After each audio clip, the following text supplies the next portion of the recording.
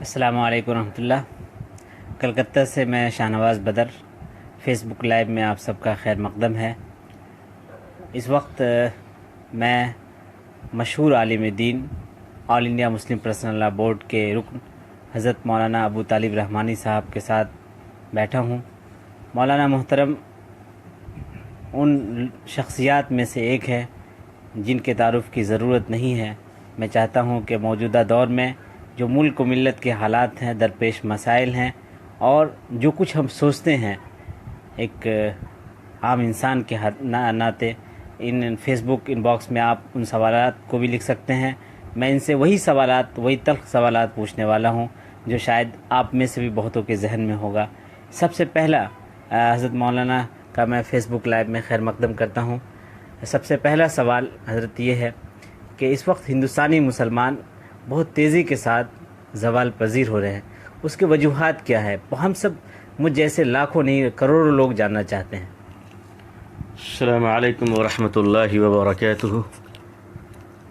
ایک فیس بک social media کے ذریعے سے میں اپنے بھائیوں اور بہنوں تک پہنچ رہا ہوں۔ میں اللہ کا شکر ادا کرتا ہوں۔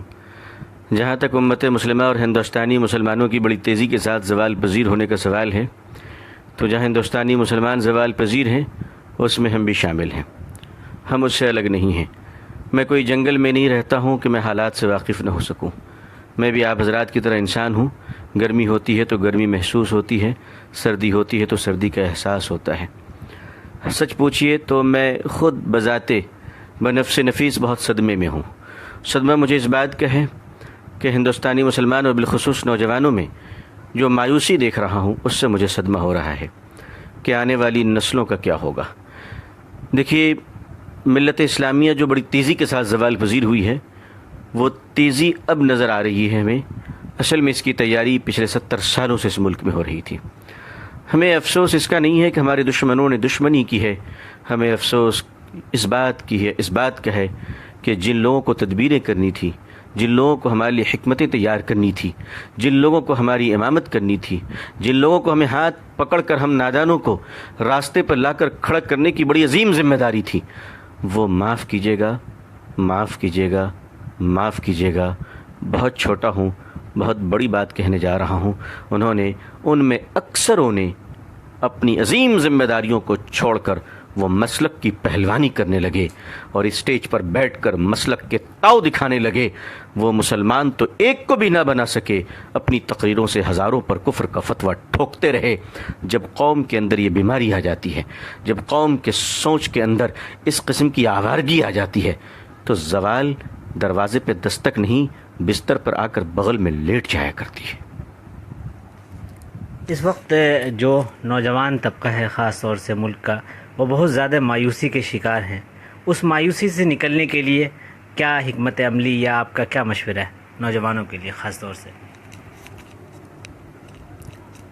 بحیثیت مسلمان میں مایوسی کی کبھی حمایت نہیں کر سکتا، مایوسی کی وکالت نہیں کر سکتا، مایوسی کو سپورٹ نہیں کر سکتا۔ اسلام میں مسلمانوں کے لیے مایوسی کی کوئی جگہ نہیں ہے۔ ہم بجھتے ہوئے چراغ ضرور ہیں، مگر اندھیروں کو خوف ہمیں سے ہے۔ ہم ٹمٹماتے ہوئے چراغ صحیح ہیں، مگر یقین مانیے اندھیرے کو اگر کوئی مٹا سکتا ہے تو چراغ ہی مٹا سکتا ہے۔ اس لیے مایوسی کی تو کوئی گنجائش نہیں۔ ہاں، غصہ ضرور ہے، اور غصہ زندوں کو ہوا کرتا ہے، مردوں کو نہیں۔ مسلمانوں کو اگر حالات پہ غصہ ہے تو میں اس غصے کو مٹاؤں گا نہیں، بلکہ اس غصے کی پرورش کرنا چاہتا ہوں۔ میں کہتا ہوں، ہاں مسلمانوں، غصے پہ آؤ اور اتنا غصہ کرو کہ اپنے اندر چھپے ہوئے شیطانوں سے دشمنی شروع کر دو۔ غصے پہ آؤ اور ان داڑھی ٹوپی مکاروں کے خلاف اپنے غصے کا اظہار کرو جو اسٹیج سے لے کر ایوانوں تک تمہیں اور ہمیں بیچتے ہیں، اور ان کی شکل مسلمانوں جیسی ہوتی ہے۔ ہاں مسلمانوں، غصہ دکھانا ہے تو ضرور دکھاؤ، اپنے گھروں کے ان ماں بہنوں کے بارے میں دکھاؤ جو برقع پہن کر شریعت کے خلاف چند سکوں میں بک جایا کرتی ہیں، اور ہم سب کے سر شرم سے نیچے جھک چکے ہیں۔ آخر ہمارے ادارے کیا کر رہے ہیں؟ آخر ہماری انجمنیں کیا کر رہی ہیں؟ مسلمانوں، غصہ کرنا ہے، مایوس مت ہو۔ اگر کرنا ہے تو ایک کام کرو، مسجدوں کا حساب شروع کرو، مدرسوں کا حساب شروع کرو، بولنے والوں کا حساب شروع کرو۔ ایک بنیا بھی اپنی دکان کو جب بند کرتا ہے تو شام میں حساب کرتا ہے کہ میں نے پایا کتنا ہے اور کھویا کتنا ہے۔ 70 سال ہو گئے ہندوستان کی آزادی کو، ہم سے زیادہ جلسے کسی قوم نے نہیں کیے ہوں گے، ہم سے زیادہ تقریریں کسی قوم نے نہیں کی ہوگی۔ ہم اپنا حساب کیوں نہیں کرتے؟ ہم اپنا حساب کیوں نہیں کرتے؟ حساب سے ڈرتے کیوں ہیں ہم؟ جب تک جو قوم حساب نہیں کرتی وہ آگے نہیں بڑھا کرتی ہے۔ آپ کو آگے بڑھنا ہے تو حساب لینا سیکھیے، حساب دینا سیکھیے، حساب پوچھنا سیکھیے۔ ایک حساب میں پیش کرتا ہوں آپ کے سامنے۔ ہندوستان کے مسلمانوں کی آبادی کتنی ہوگی؟ چلیے میں کم بتاتا ہوں آپ کو، 20 کروڑ ہوگی، زیادہ ہی انشاءاللہ۔ میں 20 کروڑ بتا رہا ہوں۔ اس 20 کروڑ میں دوستو، میرے بھائیوں، میری دینی بہنوں، آپ کا بھائی آپ سے ایک سوال کر سکتا ہے؟ آپ مجھے سینے پر ہاتھ رکھ کر بتائیں کہ اس ہندوستان کے 20 کروڑ مسلمانوں میں 5 وقتہ نمازی کتنے پرسنٹیج ہیں؟ کتنے پرسنٹ ہیں؟ آپ یقین مانیے میں نے یہ سوال بہت لوگوں سے کیا ہے۔ میں نے یہ سوال ایئر کنڈیشن کمروں میں بیٹھنے والوں سے کیا ہے، سڑک کے کنارے پھل بیچنے والوں سے کیا ہے، کلکتے کی سڑک پہ رکشہ چلانے والوں سے میں نے سوال کیا ہے۔ مجموعی طور پہ جو مجھے جواب ملا ہے اس کا ایک اوسط درجہ یہ ہے کہ ہندوستان میں مسلمانوں میں 5 وقتہ نمازی صرف 2% ہے، صرف 2%۔ جمعے کے نمازی 5% ہے، رمضان کے نمازی اس سے زیادہ ہے، الوداع کے نمازی اس سے زیادہ ہیں، اور عید کے نمازی اس سے زیادہ ہیں۔ میں آپ سے پوچھ سکتا ہوں کہ 20 کروڑ مسلمانوں میں 2% نمازی مسلمان مسجد میں آتے ہیں، 98% مسلمان کہاں ہیں؟ سڑک پہ، بازار پہ، کلب میں، جوئے کے اڈوں میں، چائے کی دکانوں میں، ہوٹلوں میں۔ اللہ کی مدد کس پر آئے گی اور کس طرح آئے گی؟ خدا کی نصرت کہاں گرے گی بتاؤ مجھے؟ اور یہ 2% نمازی ہندوستان میں کیوں ہیں؟ اس وقت آپ سوچیے، اس وقت جب ہندوستان میں 20 کروڑ مسلمان، 3.5 لاکھ مدرسے، 6 لاکھ مسجدیں، 4 لاکھ سے زیادہ علماء، اور پچھلے کم و بیش 150 سال سے تبلیغی جماعت گلی گلی گھوم رہی ہے، اتنا کرنے کے بعد بھی 2% نمازی؟ آخر ہم کر کیا رہے ہیں؟ آخر ہم کہاں ہیں؟ اب کب تک ہم شطرنج کی چال کا جواب کشتیوں سے دیتے رہیں گے؟ اگر ہم اپنے چال کو نہ بدلے، اپنے مزاج کو نہ بدلے، دوسروں کو سننے کا مزاج نہیں بنایا، اپنا حساب کرنا نہیں سیکھا، بدتمیزیاں بند نہیں کی اور شرافت کو اختیار نہ کیا، تو دنیا آج نفرت کر رہی ہے، کل گلی گلی میں بھگائے گی، دوڑائے گی۔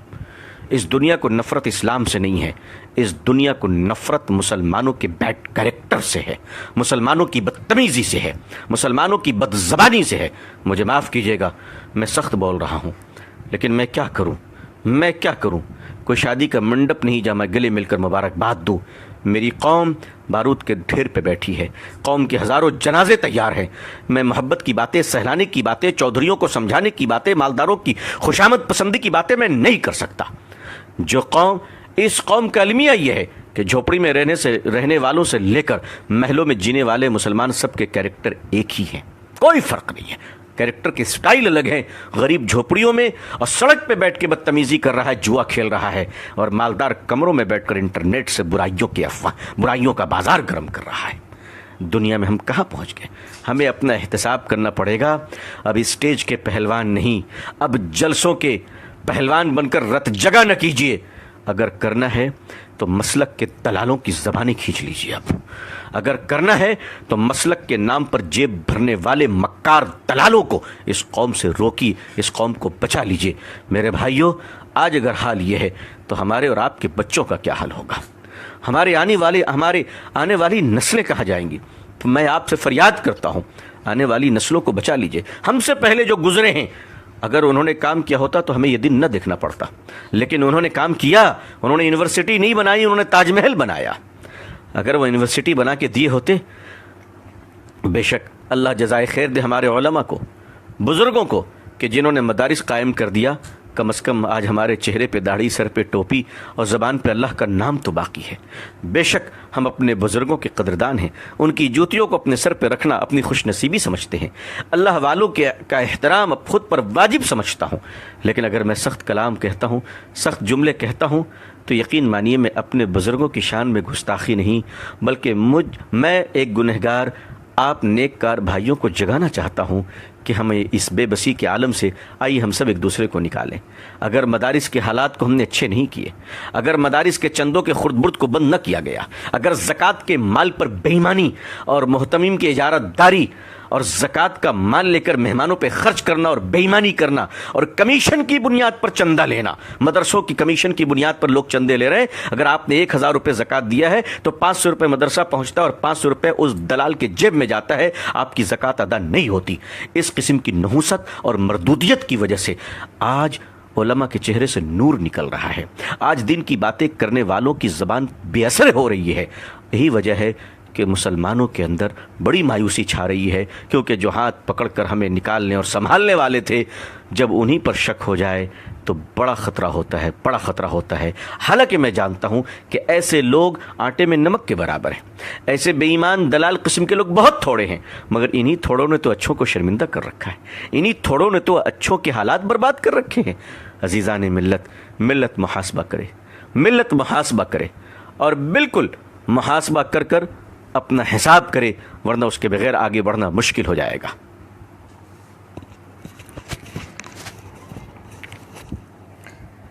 ماشاءاللہ آپ ایک طویل عرصے سے سیاست سے بھی وابستگی رہی ہے، کئی ملک کے مشہور سیاستداں کے ساتھ آپ کو کام کرنے کا موقع ملا ہے۔ ملک میں مسلمانوں کا جو سیاسی مستقبل ہے وہ بہت ہی مایوس کن ہے۔ موجودہ سیاست اور مسلمانوں کی کیا حکمت عملی ہونی چاہیے، وہ ریاستی سطح پہ ہو یا ملکی سطح پہ ہو، آپ اس کے لیے سلسلے میں کیا سوچتے ہیں، ضرور فرمائیں۔ دیکھیے بیسیکلی میں بڑا سینسیٹیو آدمی ہوں، لیکن جب ملت کے موجودہ حالات آتے ہیں تو میں بہت ایموشنل ہو جاتا ہوں، بہت جذباتی ہو جاتا ہوں، کبھی کبھی خود پر قابو نہیں رکھ پاتا ہوں۔ شاید اس کی وجہ یہ ہے کہ حالات دیکھ کر برداشت نہیں ہو پاتے۔ جو سچ بات یہ ہے، اور چونکہ میں اپنے بڑوں کے سامنے بالکل چھوٹا ہوں، اور آج جو کچھ دو باتیں بول پا رہا ہوں وہ بڑوں کی دعاؤں کا اثر ہے۔ میں اپنے بڑوں کا شکر ادا کرتا ہوں۔ جہاں تک پولیٹکس کی بات ہے، میرا اپنا تجزیہ، میرا ایک اپنا معمولی طالب علمات جو تجربہ ہے، طالب علمانہ تجربہ، میں وہ رکھنا چاہتا ہوں۔ ہندوستان میں کانگریس پارٹی ہو یا جنتا دل، ٹوٹی ہوئی جنتا دل، بکھری ہوئی جنتا دل، سمٹی ہوئی جنتا دل، یا جنتا دل جو رہی ہو، اور B J P, C P I M, C P M, چونکہ میں کلکتہ میں رہتا ہوں تو میں نے کمیونسٹ پارٹی کو بہت قریب سے دیکھا ہے، یا ٹی ایم سی ہو، یا نتیش کمار صاحب کے جے ڈی یو ہو، جو نتیش جی، جو لوگ مجھے جانتے ہیں وہ اچھی طرح جانتے ہیں کہ نتیش جی، لالو جی میرے اچھے دوستوں میں سے ہیں، رہے ہیں، اور بات ابھی بھی ہوتی رہتی ہے۔ بنگال میں دیدی سے مراسم ہیں۔ میں ان سب حوالے کے بعد اب آپ سے ایک بالکل سچی بات کہنا چاہتا ہوں۔ میں بہت قریب رہا ہوں ان لوگوں کے، یقین مانیے، اور بہت قریب رہ کر بہت قریب کی بات بتانا چاہتا ہوں۔ یہ ساری پارٹیاں ہندوستان میں، ان کے جھنڈے الگ ہیں، ان کے نعرے الگ ہیں، ان پارٹیوں کے نام الگ ہیں، مگر ان کا مسلمانوں کے بارے میں ایجنڈا بالکل ایک ہے، بالکل ایک ہے۔ جو بی جے پی کی وہی کانگریس کی ہے، معاف کیجیے گا، معافی چاہتا ہوں، عرض کر رہا ہوں، بہت سو کی دکانوں پہ خطرہ پڑ جائے، میری ان باتوں سے بہت تکلیف ہوگی، لیکن مجھے معاف کر دیجیے گا، میں آپ کا چھوٹا بھائی ہوں۔ ایک ایجنڈا مشترکہ ہے تمام پارٹیوں میں کہ مسلمانوں کو داماد تو بنایا جا سکتا ہے، لیڈر نہیں بنایا جا سکتا، یہ بالکل طے ہے، اس میں کوئی شبہ نہیں ہے۔ اس وقت رات ہے، اس پر تو شک کر لیجیے گا، لیکن یہ جو باتیں آپ کا بھائی عرض کر رہا ہے اس پہ کبھی شک نہ کیجیے گا۔ یا آپ کو داماد بنا سکتے ہیں، یا آپ کو منسٹر بنا سکتے ہیں، یا آپ کو ایم ایل ایم پی بنا سکتے ہیں، یا آپ کو کبھی لیڈر اور قوم کے قائد بننے کی اجازت نہیں دے سکتے۔ آپ کا کام صرف اتنا ہوگا کہ آپ جس پارٹی میں رہیں اس پارٹی کا مال اپنی قوم میں بیچیں، اور قوم کی باتوں کو اپنی پارٹی کے ہائی کمان تک کہنے کی اوقات ہندوستان میں اس وقت میری معلومات تک کسی مسلمان کے مائی کے لال کے پاس نہیں ہے۔ یہ بالکل ذمہ داری کے ساتھ عرض کر رہا ہوں۔ دوسرا کام مسلم لیڈروں کا یہ ہوتا ہے کہ سال میں افطار پارٹی کے نام پر جو بھوکے پیاسے روزے دار رہیں، وہ آنے والے جو رکابی پکڑے ہوئے فقیروں کی طرح لائن میں کھڑے ہوتے ہیں، جو باپ کے جنازے میں ٹوپی نہیں پہنتے، افطار میں ٹوپی پہن لیا کرتے ہیں، ایسے مکار روزے داروں کے لیے جو افطار کے بعد مغرب کی نماز کے لیے نہیں دوڑتے، لیڈر کے پیچھے پیچھے دوڑتے، ایسوں کی میزبانی مسلمان کریں۔ یہ پولیٹکس کا ترجمہ مسلمانوں کے لیے رہ گیا ہے۔ آپ کے ہمارے لیے ایجنڈے الگ ہوتے ہیں، کام تو دوسروں کے لیے ہوتا ہے، لیکن اب ہم کریں کیا؟ یہ تو پرابلمس ہیں، ہمیں کرنا کیا ہے؟ دیکھیے، میرا خیال یہ ہے کہ ہم تھوڑا سنجیدہ ہو جائیں، بولنے سے زیادہ ہم خاموش رہنا سیکھ لیں۔ ہم پولیٹیکل پارٹیوں کو جوائن تو کریں، لیکن بالکل ڈپلومیٹک انداز میں جوائن کریں، کہ میٹنگوں میں جائیں، فنکشن میں جائیں، الیکشن میں کیمپین کریں، لیکن بالکل سپریٹ رہ کر اپنے بزنس پہ دھیان دیں اور اپنے بزنس کو اسٹرانگ کریں۔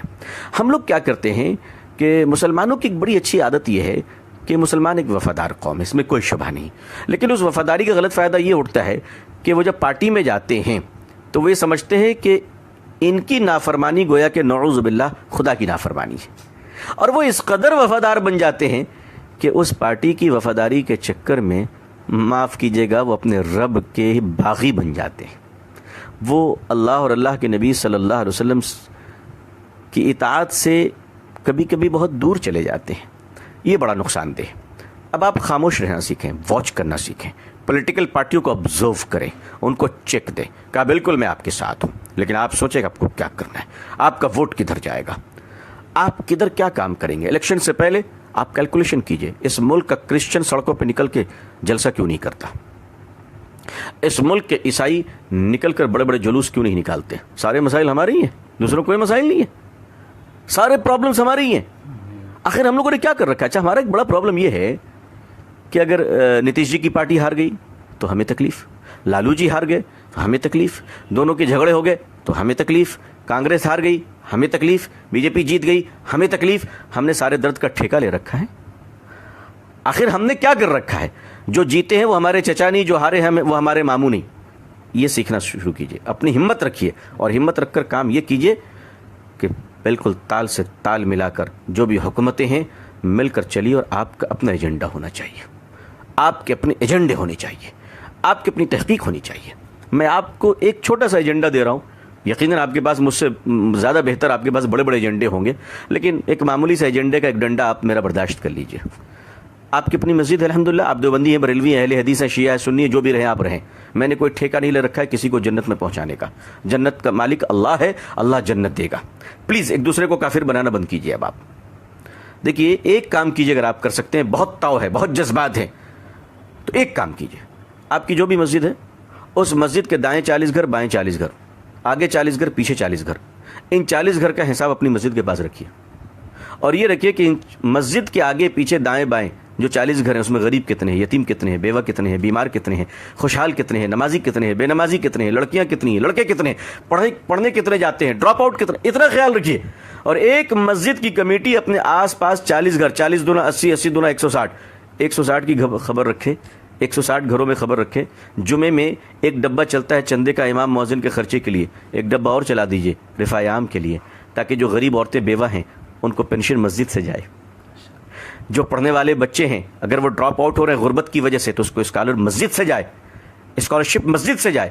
ارے صاحب یہ کام کیجئے، مدینے کی مسجد پوری دنیا کے مسلمانوں کا پارلیمنٹ تھا، تو انشاءاللہ ہماری بھی محلے کی مسجد ہمارے محلے کا پارلیمنٹ ہوگا انشاءاللہ۔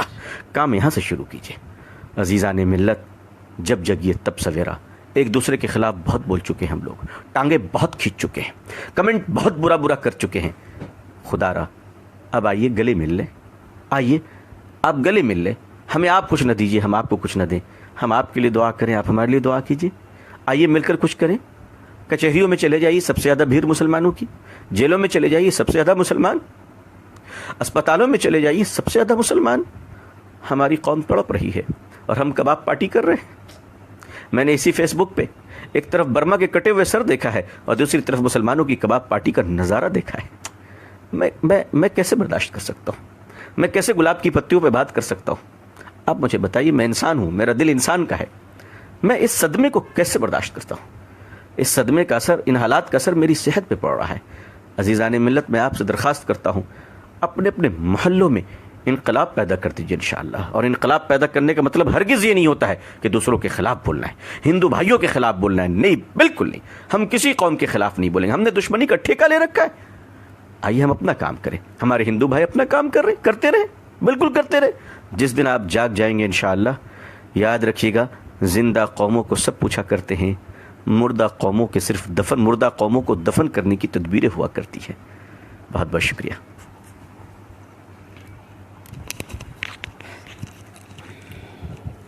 جزاک اللہ بہت بہت۔ اس وقت ایک سوال جو آخری میں کرنا چاہتا ہوں، اس وقت پڑوسی ریاست، اس وقت ہم لوگ بنگال میں بیٹھے ہیں، بہار میں جو فلڈ آیا تقریباً آج سے 20 دن قبل، وہ بہت بھیانک تھا، اور اس کی وجہ سے کروڑوں لوگ متاثر ہوئے. ابھی بھی سیمانچل اور کئی علاقوں کے لوگ بے گھر ہو کر کے اپنی زندگی گزر بسر کر رہے ہیں اور بہت تکلیف دہ حالات میں ہیں. آپ اس سلسلے میں ان کی مدد کی جو صورت ہے، جو لوگ ہمارے اس وقت ناظرین دیکھ رہے ہیں فیس بک لائیو پر، اور اس کے علاوہ جو جہاں تک ہماری بات پہنچ رہی ہے یہ حضرات پہنچائیں گے، ان سے کیا کہنا چاہتے ہیں ان مظلومین یا مصیبت زدہ لوگوں کے لیے؟ دعا دینے والے لبوں سے کہیں بہتر ہوا کرتے ہیں خدمت کرنے والے ہاتھ. مصیبت زدہ کو دعاؤں سے زیادہ امداد کی ضرورت ہوتی ہے، اور امداد ہم میں سے ہر آدمی کر سکتا ہے. میں نے فقیروں کو امداد کرتے ہوئے دیکھا ہے. ہم نے ابھی سیلاب زدگان کے لیے جب اعلان کیا مسجد میں، تو ہمارے چھوٹے چھوٹے بچے جو اسکول جانے والے تھے، وہ جمعہ کی نماز پڑھنے آئے تھے، انہوں نے اپنا ٹفن کا پیسہ ہمیں چندے میں دیا ہے. میں یہ بھول نہیں سکتا. میں آپ تمام سے گزارش کروں گا، انسان جہاں بھی پریشان ہو، چاہے مسلمان ہو یا ہندو بھائی ہو، یاد رکھیے گا ہندو بھائی بھی ہمارے بھائی ہیں، ان کی بیٹیاں ہماری بہن ہیں، ان کے ماں ہماری ماں ہیں، ان کی آبرو ہمارے لیے محترم ہے. مسلمانوں، بدلہ لینے کے بارے میں مت سوچو، کچھ بہتر کرنے کے بارے میں سوچو. چھوڑ دو، کس نے ستایا معاف کر دو. دیکھو یاد رکھنا، میرے نبی صلی اللہ علیہ وسلم نے چاند کو 2 ٹکڑے کیے، مکے کے کفار ایمان نہیں لائے. میرے آقا صلی اللہ علیہ وسلم نے پتھروں کو کلمہ پڑھایا، مکے کے کفار ایمان نہیں لائے. لیکن جب رحمت للعالمین صلی اللہ علیہ وسلم نے فتح مکہ کے موقع پر کعبۃ اللہ کے غلاف کو پکڑ کر اہل مکہ کو معاف کر دیا، سارا مکہ ایمان لے آیا. میرے بھائیوں، معاف کرنا سیکھو. ہندوستان کے ہندو بھائیوں سے نفرت نہیں، محبت کرو. ہمیں انہیں ایمان کی دعوت پیش کرنی چاہیے تھے، ہم نے نہیں کیا. بھائی اپنے جرم، اپنے قصور کو قبول کیوں نہیں کرتے؟ ہم نے نہیں کیا. اس لیے اگر وہ مصیبت میں ہیں، صرف کشن گنج، پورنیہ، ارریہ، یو پی، بہار نہیں، اگر آپ کے گھر کے قریب میں بھی کوئی ہندو بھائی، مسلمان بھائی، سکھ بھائی، عیسائی بھائی بیمار ہیں، پریشان ہیں، تو اپنے گھر کے بیوی بچوں کو لے کر جائیے، ان کی امداد کیجیے. ان کے دل سے کچھ نکلے نہ نکلے، ان کو پیدا کرنے والا مالک ہم سے راضی ہو جائے گا. اور جانتے ہیں اس کا سب سے بڑا فائدہ یہ ہوگا کہ جب آدمی مخلوق کی خدمت کرتا ہے تو اللہ مخلوق کے دلوں میں اس کے لیے عزت عطا فرماتا ہے. مسلمان مجموعی طور پر خدمت کا جذبہ لے، کھانا کھلانے کا کام کرے. مدر ٹریزا کے نام پر کرسچن روزانہ 10,000 لوگوں کو کھانا کھلاتے ہیں سڑکوں پہ. یہ کام تو مسلمانوں کا تھا، یہ کام تو ہمیں کرنا چاہیے تھا، ہم نے نہیں کیا. ہم تو بیٹی کی شادی کے نام پر بس 50 لاکھ اڑانا جانتے ہیں. ہماری قوم کی بیٹیاں سڑکوں پہ بھیک مانگ رہی جوان، ہم نے کبھی ان کے ہاتھ پیلے کرنے کے بارے میں کبھی نہیں سوچا. خدمت کرنے کا جذبہ لے آئیے. جب آپ خدمت کریں گے تو مخلوق کے دل میں آپ کی عزت پیدا ہوگی، آپ کی محبت پیدا ہوگی. دعائیں بھی دیجیے مگر خدمت بھی کیجیے. اللہ آپ سب کو جزائے خیر دے. میں آپ سب کا چھوٹا عزیز ہوں، دعاؤں کی درخواست کرتا ہوں. میرے لیے ایک دعا کر دیجیے گا کہ اللہ ہمیں، آپ سب کو اور ہم سب کی نسلوں کو اور پوری امت مسلمہ کو عزت و سلامتی، خیر و عافیت کے ساتھ عمر میں برکتیں عطا فرمائے، اسلام پر زندگی، ایمان پر خاتمہ نصیب فرمائے. اور اللہ ہم گنہگاروں کو ایک بار پھر اسلام کی عزت دیکھنا دنیا میں نصیب فرمائے. یہ دنیا نبی پاک صلی اللہ علیہ وسلم کی شریعت و سنت سے ناشنا ہو چکی ہے. میرے بھائیو، دعا کر دو کہ اللہ ایک بار پھر اپنے محبوب کی شریعت سے دنیا کو آشنا کر دے. اس وقت ہمارے ساتھ بات کر رہے ہیں حضرت مولانا ابو طالب رحمانی صاحب، رکن ہے all India Muslim personal law board, Calcutta شہر سے ان کا تعلق ہے. آخر میں آج ہی اتفاق سے جو یہاں ایم پی جناب سلطان احمد صاحب کلکتہ شہر کی مشہور شخصیت تھے، ان کا انتقال ہوا اور اچانک انتقال ہوا. یقیناً یہ پورے ملک کے مسلمانوں کے لیے بہت صدمے کی بات ہے، کیونکہ وہ صرف سیاسی طور پر نہیں بلکہ ہر اعتبار سے وہ مسلمانوں کے ہر مسائل میں بڑھ چڑھ کر حصہ لیتے تھے. اور مولانا ابو طالب رحمانی صاحب سے ان کا ایک بہت دیرانہ تعلق رہا ہے. ہم لوگ نماز جنازہ میں بھی شریک ہوئے. میں چاہتا ہوں کہ مولانا سے کہ چند کلمات یا ان کے حوالے سے چند چیزیں جو ایک اظہار تعزیت ہے وہ ضرور ادا کریں. جناب الحاج سلطان احمد صاحب، جنہیں آج مجھے بڑے صدمے اور افسوس کے ساتھ کہنا پڑ رہا ہے، رحمت اللہ علیہ. کل ہم ساتھ میں تھے، فون پہ بات ہوتی تھی، مل بیٹھتے تھے. ملت کا کوئی بھی مسئلہ ہوتا تھا تو شخص فوراً مجھے یاد کرتے تھے اور لوگوں کے ساتھ، اور بہت ساری باتیں جو وہ سیاسی مجبوریوں کے بنا پر نہ کہہ پاتے تھے وہ کہتے تھے کہ آپ کہہ دیجیے۔ اللہ ان کے درجات کو بلند فرمائے۔ ہر آدمی میں کمی بیشی ہوتی ہے، ہم میں کوئی فرشتہ نہیں، سب سے بڑا گنہگار تو آپ کے سامنے بیٹھا ہے۔ اللہ ہمیں معاف فرما دیں، اللہ ان کو معاف فرما دیں۔ سلطان بھائی کی جو بھی کمی بیشی رہی دعا کر دیجیے آپ سب۔ کلکتے میں بہت سارے ملی اداروں کو انہوں نے چمکایا۔ آل انڈیا مسلم پسند اللہ بورڈ کی 2 کانفرنسیں 2008 اور 2016 بڑی کامیاب کانفرنسیں انہوں نے ماشاءاللہ منعقد کی، اور دونوں میں شریک رہا شانہ بشانہ، اور بہت کام ان کے ساتھ کرنے کا موقع ملا۔ ایسے لوگ صدیوں میں پیدا ہوتے ہیں، بڑے ذہین ماشاءاللہ، اور ویل آرگنائزر، بہت اچھی آرگنائزنگ کیپیسٹی، نظم و ضبط۔ اور ایک خاص بات یہ تھی کہ کلکتے کے مسلم نوجوانوں میں ان کے تعلق سے بڑا درد تھا۔ اگر وہ ایک آواز دیتے تھے تو لاکھوں لاکھ نوجوان جمع ہو جاتے تھے ماشاءاللہ، اس سے طاقت ملتی تھی۔ ایک وزن تھا مسلمانوں کے سر پہ، حکومت، اہل سیاست، مختلف پارٹیاں، ڈپارٹمنٹ، لا اینڈ آرڈر والے بھی اس روب کو محسوس کرتے تھے، جو شاید اب کم ہو گیا۔ اللہ ہم سب کو اس صدمے سے باہر نکالے، اللہ ہمیں بہتر نعم البدل عطا فرمائے۔ بے شک باقی رہنے والی ذات تو صرف اللہ کی ہے، بقیہ تو سبھی کو آنا جانا ہے، لیکن اللہ ہمارے لیے بہتر سبیل پیدا فرمائے، اللہم آمین۔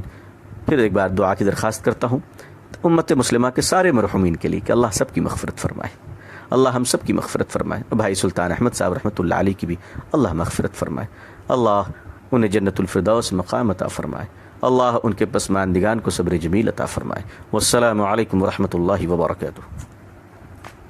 جزاک اللہ، بہت بہت شکریہ۔